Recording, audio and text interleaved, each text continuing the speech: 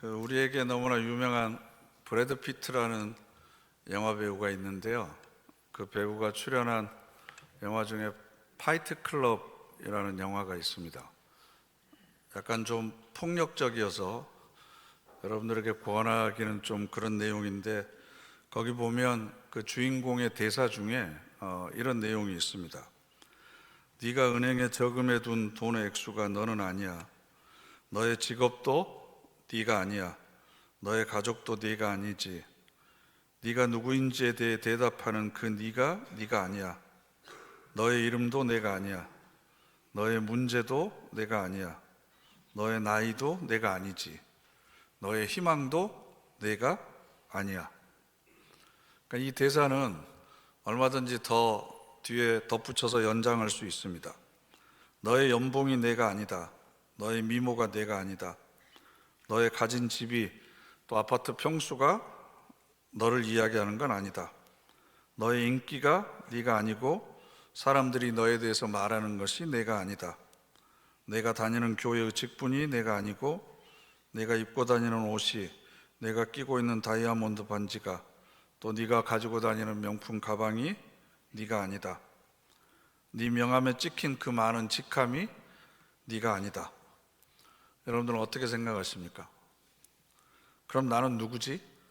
그럼 나는 무엇으로 설명을 해야 되지? 우리는 예수 그리스도를 만나기 전까지, 그리고 하나님을 아버지로 고백하기 전까지 세상적인 것들을 통해서 자기 자신을 설명해 왔습니다. 그리고 내가 누리고 가지고 또 소유하고 있는 이 모든 것들이 나를 설명해 주는 것이라고 생각을 했고, 그것을 기초로 해서 자신의 자존감을 가졌습니다. 그런데 성경에 있는 말씀은 모든 것을 부인하라고 그러십니다. 모든 걸 부정해라. 왜냐하면 그 어느 것도 진정한 내가 될 수가 없다. 그래서 우리는 예수 그리스도를 통해서 하나님을 만나고 그 하나님과의 관계 속에서 내가 어떤 존재인지, 내가 어떻게 창조되었는지, 하나님께서 나를 어떤 작품으로 지으셨는지 그것을 발견해야 됩니다. 내가 어떤 존재인지를 새롭게 발견하는 것, 이게 바로 저는 거듭난다라는 말의 다른 의미라고 생각을 합니다. 그래서 소크라테스가 너 자신을 알라라고 하는 유명한 질문을 했지만, 우리는 사실 내가 누구인지 내 정체성을 모르는 시대 속에서 살아가고 있습니다. 당신은 누구십니까? 라고 물어보면 여러분들은 뭐라고 대답하시겠습니까? 이름을 이야기하시겠습니까? 그 이름이 아니면 내가 아닌 게 되는 겁니까? 누구의 아내고 누구의 엄마 아빠고 어느 교회 다니고 그것이 여러분을 모두 설명해 줄 수 있습니까? 그렇기 때문에 내가 누구인지 그 본질을 찾고 그 정체성에 맞게 살아가는 것, 이것은 제가 기독교 신앙에 있어서 가장 중요한 출발점이라고 생각합니다. 우리가 신앙생활을 하면서 가장 먼저 변해야 될 것은 나를 바라보는 시각입니다. 내가 어떤 존재인지를 깨닫는 겁니다. 그리고 그 존재에 맞게 살아가는 겁니다. 왜냐하면 우리가 믿는 하나님이 바로 그런 분이시기 때문에 그렇습니다. 출애굽기 3장을 보면 호렙산에 타지 않는 떨기나무 불꽃 속에 나타나신 하나님께 모세가 이름을 묻습니다. 당신의 이름은 무엇입니까? 쉽게 이야기하면 당신은 누굽니까? 라는 질문입니다. 그때 하나님께서 나는 스스로 있는 자이니라. 영어로는 I am who I am. 나는 곧 나다. 내가 곧 나다. 라는 굉장한 말입니다. 나는 누가 나를 만들어서 존재하는 것도 아니고 누가 있으라고 해서 존재하는 것도 아니고 나는 스스로 존재한다. 그리고 내가 모든 것을 창조했기 때문에 다른 어떤 것을 통해서 나를 설명할 수가 없다. 그래서 나는 나다. 영원한 자존자이다. 라는 의미입니다. 그러면서 너무나 유명한 고백을 하는데 우리 기독교인들이 잘 모르는 얘기인데요. 34장, 출애굽기 34장을 보면 그의 이름을 선포하십니다. 하나님께서 그의 이름을 선포하시는데 붉은 글씨를 보시면 여호와라 여호와라, 원래 발음은 야훼인데 여호와가 무슨 뜻이라고요? 방금 얘기했잖아요. 나는 나다. 나는 스스로 있는 자다. 나는 나다라는 뜻입니다. 그러니까 풀어서 얘기하면 나는 나다. 나는 나다. 자비롭고 은혜롭고 노하기를 더디하고 인자와 진실이 많은 신이다. 그게 바로 나다. 이게 바로 내 이름이다. 라고 선포하고 계시는 겁니다. 그러니까 이걸 바꿔서 얘기하면 내가 자비롭지 않고 은혜롭지 않고 노하기를 더디하지 않고 인자와 진실이 많지 않으면 나는 내가 아닌 거다라는 거예요. 내가 나일 때는 항상 나는 은혜롭고 자비롭고 노하기를 더디하고 인자와 진실이 많은 상태에 있을 때 그때가 바로 내가 나인 거다. 그게 바로 나다라고 지금 선언을 하고 계신 겁니다. 그래서 하나님께서는 이스라엘 역사 수천 년의 역사를 통해서 그리고 예수 그리스도를 통해서 우리에게 보여주신 구원사를 통해서 그리고 내가 직접 삶을 통해서 겪은 하나님의 모습은 항상 자비롭고 은혜롭고 노하기를 더디하시고 인자와 진리가 풍성하신 모습으로 우리에게 변함없이 나타나셨습니다. 왜냐하면 그게 하나님의 본질적인 속성이기 때문에, 그럴 때만 하나님은 하나님이 되시기 때문에 그렇습니다. 그러면 나는 어떨 때 내가 나의 모습을 가지고 살아가고 있는 건가? 하나님도 끊임없이 자기 자신이 되기 위해서, 그 상태를 유지하기 위해서 우리에게 일관되고 지속적이고 변함없이 신실하게 그 모습 그대로 계속해서 보여주시는 것처럼 나도 내 모습을, 어떤 모습을 보여주고 살아가는 것이 나에게 맞는 나다운 그런 삶인가라는 겁니다. 그럴 때 우리는 다른 사람의 삶을 흉내내지 않습니다. 다른 사람의 삶을 부러워하지 않습니다. 시기하거나 질투하지 않습니다. 나만이 살 수 있는, 내가 아니면 살 수 없는, 그래서 어느 누구도 흉내내거나 따라올 수 없는 작품과 같은 나만의 삶을 살아가는 겁니다. 그래서 내가 누구인지 그 정체성이 분명해지면 삶의 목표가 명료해집니다. 삶의 목표가 명확해지면 거기에 우리의 모든 삶의 에너지를 집중할 수 있습니다. 그러면 선한 영향력을 펼칠 수 있습니다.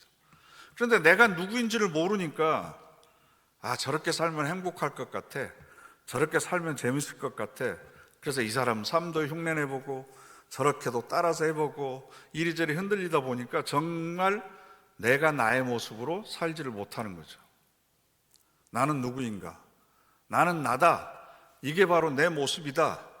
이렇게 하나님처럼, 그런 하나님을 믿는 우리도 자신 있게 이야기할 수 있는 나는 누구인가에 대한 해답을 가지고 있어야 됩니다. 그런데 이런 구약 성경에 표현되었던 나는 나다라고 하는 이 표현이 신약 성경에 등장합니다. 에고 에이미라고 헬라어로는 이야기하는데 영어로는 I am입니다. 나는 무엇이다. 이 말은 다른 복음서에는 없는데 요한복음서에만 있는 독특한 표현입니다. 예수님께서 친히 자기 자신을 가리켜서 나는 무엇이다 라고 하는 이야기를 7번 하셨습니다. 7번. 요한복음 6장 35절을 보면 나는 생명의 떡이다. 8장에는 나는 세상의 빛이다. 나는 양의 문이다. 나는 선한 목자다. 나는 부활이요 생명이다. 나는 길이요 진리요 생명이다. 그리고 마지막에 7번째가 뭐냐 그러면 요한복음 15장에 있는 나는 참 포도나무다. 나는 이런 존재다. 내가 빛이고 내가 목자고 내가 양의 문이고 내가 세상의 떡일 때 나는 부활이 되고 생명이 되고 진리가 되고 빛이 되는 삶을 사는 거다. 나는 참 포도나무일 때 내가 진짜 나의 모습이다. 이것을 과감하게 선언하고 있는 겁니다. 그래서 여러분들에게 새해 첫 주일에 화두를 드립니다. 1년 동안 고민해 보십시오. 나는 누구인가? 나는 이런 사람이다 라고 자신 있게 이야기할 수 있는 대답을 여러분 찾으셔야 됩니다. 그래서 오늘은 요한복음 15장 1절에 있는 포도나무, 나는 참 포도나무다, 이 말씀을 가지고 함께 묵상하려고 하는데요. 포도나무는 이스라엘 백성을 상징했습니다. 그래서 구약 성경을 보면 시편에 주께서 한 포도나무를 애굽에서 가져다가 민족들을 쫓아내시고 그것을 심으셨나이다. 어디에 심으셨을까요? 가나안 땅에 심으셨죠. 애굽에서 종살이하고 있던 이스라엘 백성들 그 포도나무를 가져다가 심으셨습니다. 그런데 이사야 5장 2절 말씀을 보면 땅을 파서 돌을 제하고 극상품 포도나무를 심었도다. 그 중에 망대를 세웠고 또 그 안에 술틀을 팠도다. 좋은 포도 맺기를 바랐더니 들포도를 맺었도다. 하나님께서 이스라엘 백성들이 가나안에서 마음껏 살 수 있는 모든 조건들을 다 허락해 주셨는데 좋은 열매, 극상의 열매를 맺은 게 아니라 들포도 열매를 맺어버렸습니다. 그래서 예레미야 2장을 보면 이런 말씀을 하십니다. 내가 너를 순전한 참 종자 곧 귀한 포도나무로 심었거늘 내게 대하여 이방 포도나무의 악한 가지가 되면 어찌 됨이냐.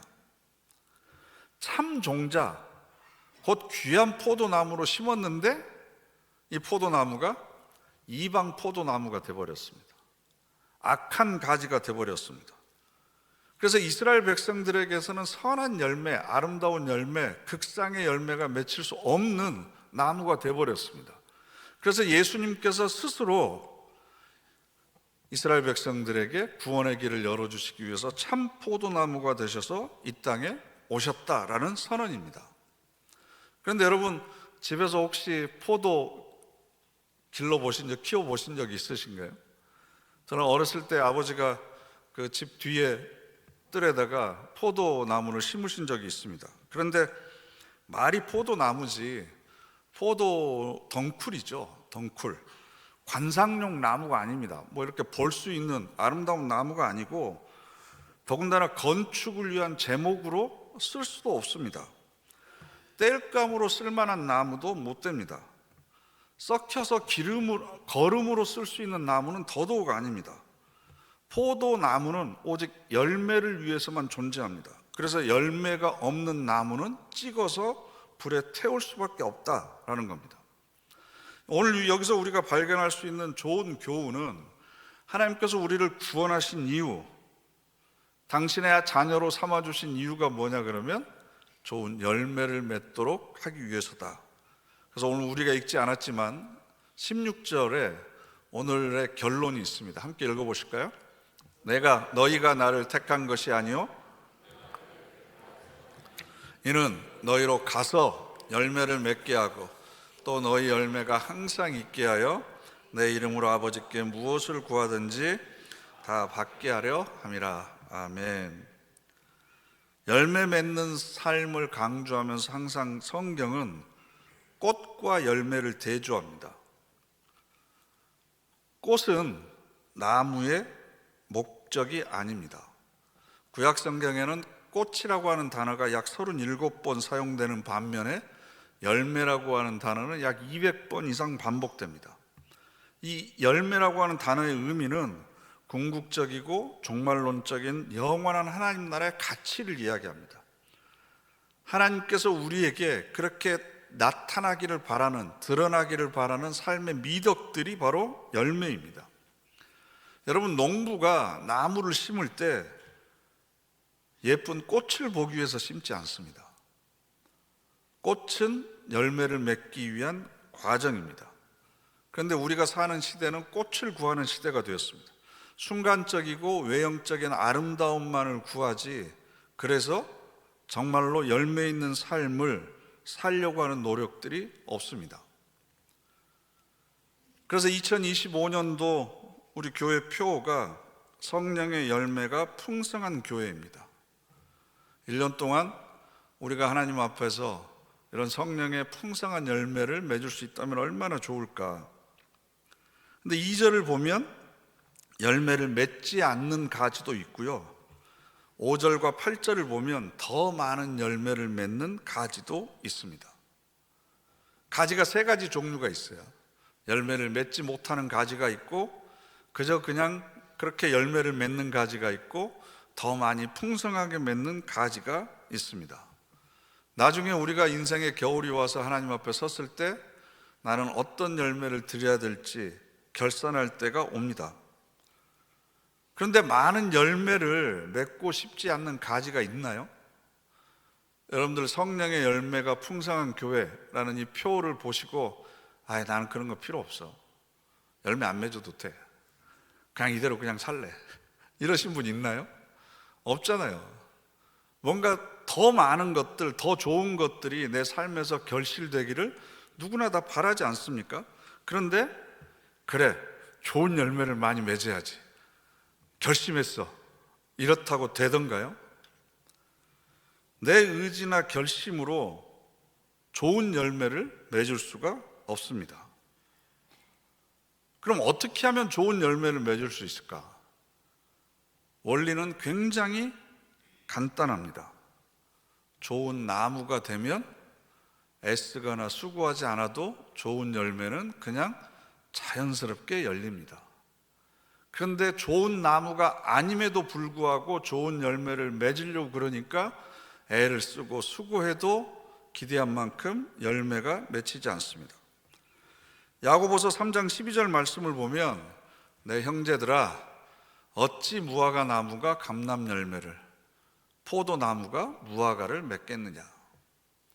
우리식으로 얘기하면요, 탱자 나무가 아름다운 귤을 맺을 수 없잖아요.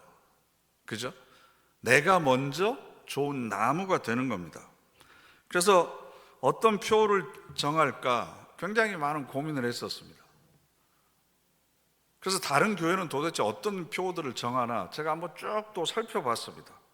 잃어버린 영혼을 구원하자, 은혜 안에 자라가자, 선교의 열매를 맺자, 봉사하고 섬기자 등등등 많은 열매들이 있는데 이 모든 것들이 다 외적인 것들입니다. 행위의 열매들입니다. 그런데 존재가 변화되지 않으면, 내가 좋은 나무가 되지 않으면 결코 맺을 수 없는 열매들이 있습니다. 그게 바로 성령의 열매입니다. 그래서 우리 신앙의 기본적인 원리는 내가 좋은 나무가 되는 겁니다. 좋은 나무. 그러면 수고하지 않아도 됩니다. 자연스럽게 좋은 열매가 맺힙니다. 그럼 여기서 또 한 가지 질문을 해봐야 되는데요. 그러면 저와 여러분은 좋은 나무가 될 가능성이 있는가? 아니, 현재 나는 좋은 나무인가? 저는 그렇습니다라고 대답하실 분은 별로 없을 것 같아요. 그럼 저와 여러분이 좋은 나무가 될 가능성이 있습니까? 별로 그렇게 열매도 맺지 못하던 나무가 어느 해 갑자기 그냥 줄기가 튼튼해지고 가지를 많이 뻗어서 열매를 많이 맺던가요? 별로 가능성이 없습니다. 저하고 여러분은 아무리 노력해도 좋은 나무가 될 가능성도 별로 없습니다. 그런데 그러면 어떻게 하면 이 한계를 극복할 수 있느냐? 딱 한 가지 방법이 있는데요. 그게 바로 접붙임입니다. 접붙임 아세요? 해보셨나요?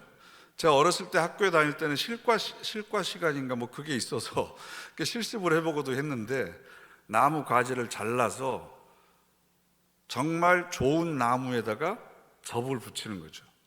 그러면 내가 노력하지 않아도 그 나무가 좋으면, 뿌리가 튼실하면 그 뿌리에서 끌어올린 수분과 영양분이 내 가지, 내 줄기에게도 오게 되니까 내가 노력하거나 수고하지 않아도 좋은 열매를 맺을 수 있습니다. 이게 우리가 신앙생활하는 원리입니다. 예수라고 하는 참 포도나무에 내 가지가 접붙여 있으면, 그래서 예수 참 포도나무의 뿌리를 통해서 수분과 영양분을 내가 공급받으면, 그래서 내 안을 예수 그리스도의 모든 자양분으로 채우게 되면 나는 수고하거나 애쓰지 않아도 자연스럽게 열매가 맺히게 되어 있습니다. 내 힘과 내 능력을 가지고 하려니까 자꾸 내가 시험 들고 내가 애를 쓰고 노력하면 할수록 상대방에게 상처를 입히는 거예요. 어쩌다가 원하는 결과를 얻었다고 하더라도 오래 가지를 못합니다. 왜? 내 힘으로 하는 거기 때문에. 그래서 지쳐버리는 거죠.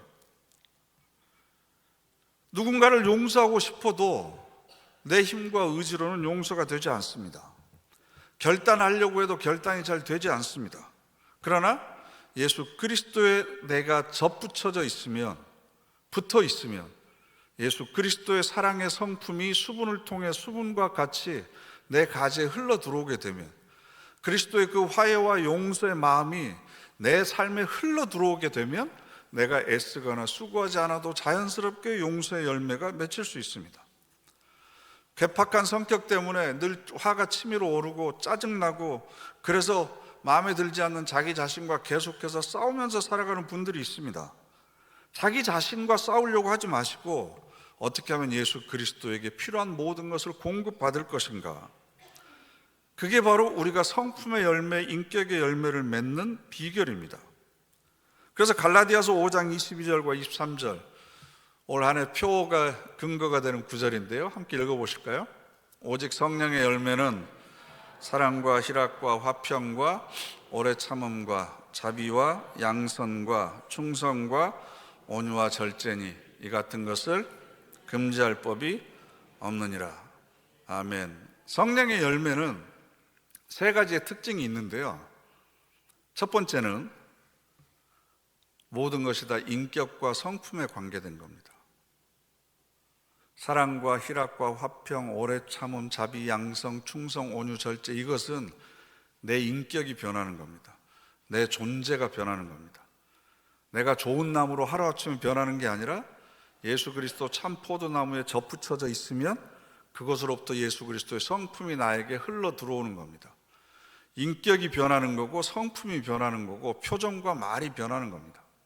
두 번째 특징은 9가지의 성령의 열매라고 그랬는데요, 오늘 본문을 보시면 갈라디아서 5장 다시 한번 띄워주실래요? 오직 성령의 열매들은 그렇게 이야기하지 않습니다. 뭐라고 되어 있죠? 오직 성령의 열매는 이렇게 되어 있습니다. 단수입니다. 단수. 분명히 9개를 나열을 했는데 앞에 오직 성령의 열매는 이렇게 되어 있습니다. 그 의미는 뭐냐 그러면 한 인격에서 나온다는 겁니다. 한 사람에게서 이 모든 것이 나온다는 겁니다. 그리고 세 번째 특징은 뭐냐 그러면 오직 성령의 열매는 사랑 하나라는 거죠. 사랑 하나. 그런데 그 사랑이 때와 상황에 따라서 혹은 대상에 따라서 상대방을 사랑하는 마음이 기쁨으로 나타나기도 하고 평화로 나타나기도 하고 자비와 양선으로 나타나기도 하고 오래 참음으로 나타나기도 합니다. 내 안에 사랑이 있을 때 오래 참을 수 있고 온유할 수 있고 이걸 절제할 수 있습니다. 성령의 열매는 한 인격에서 나오는 거다. 성령의 열매는 사랑 한 가지다. 이 모든 것이 다양하게 나타나기 때문에 9가지라고 이야기를 하지만 성령의 열매는 나라고 하는 한 사람에게서 맺혀지는 사랑이라고 하는 열매의 다양한 변주다라고 이해하시면 훨씬 더 쉬울 것 같습니다. 그래서 그런 열매가 맺히기를 우리에게 원하고 계십니다. 그래서 8절 말씀을 보면 너희가 열매를 많이 맺으면 내 아버지께서 영광을 받으실 것이요 너희는 내 제자가 되리라. 그런데 이 말씀도 곰곰이 읽어보시면요, 열매를 맺으라 라고 한 번도 명령하지 않습니다. 요한복음 15장 전체를 여러분 읽어보셔도 너희는 열매를 맺어라, 열매를 맺어야 한다 라고 강요하지 않습니다. 왜냐하면 내가 발버둥 쳐서 얻을 수 있는 열매가 아니라 성령의 선물이기 때문에 그렇습니다.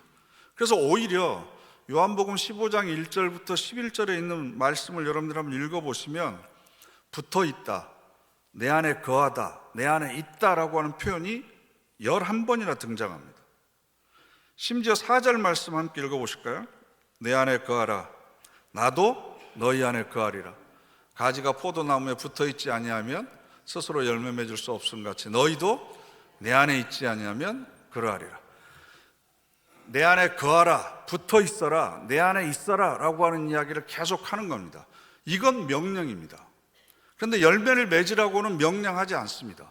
왜냐하면 내 안에 있으면, 나에게 붙어만 있으면 열매는 그냥 자연스럽게 열리기 때문에 그렇습니다. 그러면서 요한복음 15장 1절이 우리에게 굉장히 중요한 교훈을 제시하고 있는데요, 나는 참 포도나무요 내 아버지는 농부라. 나를 예수라고 하는 참 포도나무에 나라고 하는 못된 가지, 별로 볼품없는 가지를 잘라다가 접붙이시는 분이 누구라고요? 하나님이시라는 겁니다. 하나님이 농부가 되신다는 겁니다. 그래서 물을 주시고 울타리를 쳐서 여우 같은 것들이 못 들어오게 하고 망대를 세우고, 그래서 내가 참 포도나무 안에서 잘 성장할 수 있도록 이 모든 것을 농부와 같은 심정으로 가꾸어 주시는 분이 바로 아버지 하나님이시다라는 거죠. 그래서 2절 말씀을 보면 물은 내게 붙어 있어 열매를 맺지 아니하는 가지는 아버지께서 그것을 제거해 버리시고 무릇 열매 맺는 가지는 더 열매 맺게 하려 하여 그것을 깨끗하게 하시느니라. 그래서 이 말씀이 상당히 논란의 여지가 많이 있어요. 전정가위 아시죠? 전지한다고 그러죠. 안 해보셨나요? 저희 어렸을 때는 감나무가 저희 집 마당에 4개인가 5개인가 있었는데요, 항상 아버지께서 미리 싹을 따시거나 아니면 작은 가지들을 잘라버리세요. 그러면 영양분들이 튼튼한 가지로 이렇게 집중되기 때문에 좋은 열매들이 더욱더 많이 맺히는 거죠. 한국 사람들은 그렇게 생각을 하기 때문에 포도나무 줄기에서 열매를 맺지 못하는 것은 하나님께서 다 이렇게 잘라버린다라고 생각을 하시는 거예요. 이 말씀을 문자 그대로 읽으면 여러분 연말에 잘릴 사람들 많아요. 제하여 버리신대요. 잘라서 제거해 버리신다는 거예요. 그런데 여기서 제거하다라고 하는 단어는 무슨 뜻도 있냐 그러면 들어 올리다라는 뜻이 있어요. 들어 올리다. 저희도 포도나무를 키워봐서 아는데, 포도나무가 자랄 때 쇠파이프나 나무 막대기 같은 걸 이렇게 양쪽에 박아가지고 이걸 연결을 해가지고 망 같은 걸 위에 해주잖아요. 그럼 포도 넝쿨이 이렇게 자라서 그 망 위에 이렇게 쫙 열리는데, 햇볕을 잘 받는 가지나 줄기들은 밑으로 이렇게 포도나무 열매들을 맺는데, 햇볕을 잘 받지 못하고 밑으로 이렇게 쳐져버리는 가지들이 있어요. 안 키워봤으면서 아는 척에 고개를 끄덕끄덕 거리시는데, 그럼 그걸 어떻게 해야 돼요? 위로 들어 올리는 거, 위로 들어 올리는 거. 그것을 밑에서 보면 없애버리는 것 같지만, 제거해버리는 것 같지만 그것을 들어 올리다라는 의미가 있거든요. 그래서 이 말씀의 의미는 열매를 맺지 않은 가지는 아버지께서 잘라서 제거해버리는 것이 아니라 들어 올려주신다는 거죠. 햇볕을 더 많이 받도록. 아니 그러면 열매 맺는 가지는 더 많이 맺게 하고 열매 맺지 못하는 가지는 전부 다 잘라버리면 갈수록 우리 교회는 줄어들 수밖에 없잖아요. 10년 뒤에 몇 명이나 남아있겠습니까? 그래서 그것을 깨끗하게 하신다라고 하는 이야기는 더 많은 열매를 맺을 수 있는 조건들을 충분히 제공해 주신다라는 겁니다. 뿐만 아니라 고린도후서 1장 9절 말씀을 보면 함께 읽으시죠. 우리는 우리 자신이 사형 선고를 받은 줄 알았으니 이는 우리로 자기를 의지하지 말고 오직 죽은 자를 다시 살리시는 하나님만 의지하게 하심이라. 아멘. 오직 하나님만 의지하도록, 오직 농부이신 하나님만 바라보도록, 다른 곳에서 영양분을 공급받아서 내가 스스로 열매 맺으려고 하지 않도록 하나님께서는 열매 맺는데 불필요한 모든 것들을 고난이나 시련을 통해서 우리 삶에 제거해 버리시기도 한다라는 겁니다. 그래서 여러분, 성령의 열매를 맺읍시다. 우리가 그런 교회들 많이 봤습니다. 표 정해놓고 예배 끝날 때 꼭 한번 다 일어나서 구호제창하고, 그죠? 심한 데는 머리띠 두르고, 혈서까지는 쓰지를 않겠지만 성령의 열매 많이 맺읍시다라고 우리가 외친다고 되는 게 아니고, 여러분 한 사람 한 사람이 예수라고 하는 참 포도나무에 접붙여서 그 뿌리와 줄기로부터 공급되는 수분과 영양분을 충분히 내가 공급받는 거. 그래서 내 줄기의 속을 부활이요 생명이신 예수 그리스도로 가득 채우고 있으면 가만히 있어도 자연스럽게 성령의 열매는 맺히게 되어 있습니다. 그래서 여러분들을 보는 사람들이 누구 하면 제일 먼저 떠오르는 단어가 성령의 9가지 열매 중에 하나였으면 좋겠습니다. 당신은 누구입니까? 라는 질문에 대해서 나는 오래 참음의 열매를 맺는 가지입니다. 나는 예수라고 하는 참 포도나무에 붙어 있어서 자비와 양선의 열매를 맺는 가지입니다. 이게 바로 우리들의 정체성이 되어야 됩니다. 그런 삶을 통해서 하나님께 영광 돌려드리는 우리 모두가 되시기를 간절히 바랍니다. 기도하겠습니다. 하나님, 나는 참 포도나무다, 나는 나다 라고 선언하신 그 말씀이 저희들에게도 그대로 임하기를 원합니다. 나는 하나님의 자녀다, 나는 하나님의 열매를 맺는 사랑스러운 자녀다, 나는 예수 그리스도에 접붙여 있는 참 포도나무다. 이 고백을 통해서 아름다운 성령의 열매를 맺게 하시고 그 열매를 통해서 하나님께 영광 돌려드리는 한 해가 되게 하여 주시옵소서. 우리 다 같이 합심해서 결단의 기도 드리겠습니다.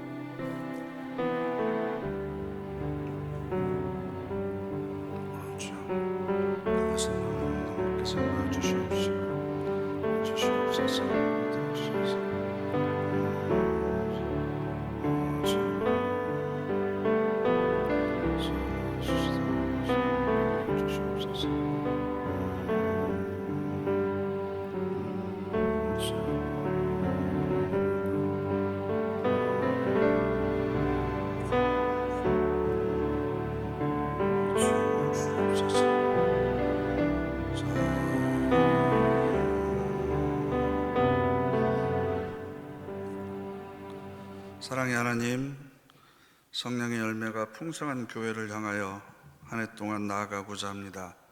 참 포도나무이신 예수 그리스도께 우리 모든 성도들이 접붙임을 당하여 그분으로부터 모든 생명의 양식을 공급받게 하시고, 그래서 성령의 열매가 주렁주렁 맺혀 하나님께 영광을 돌리고 또 세상에 선한 영향력을 끼치는 복된 공동체가 되게 하여 주시옵소서. 예수님의 이름으로 기도드립니다. 아멘.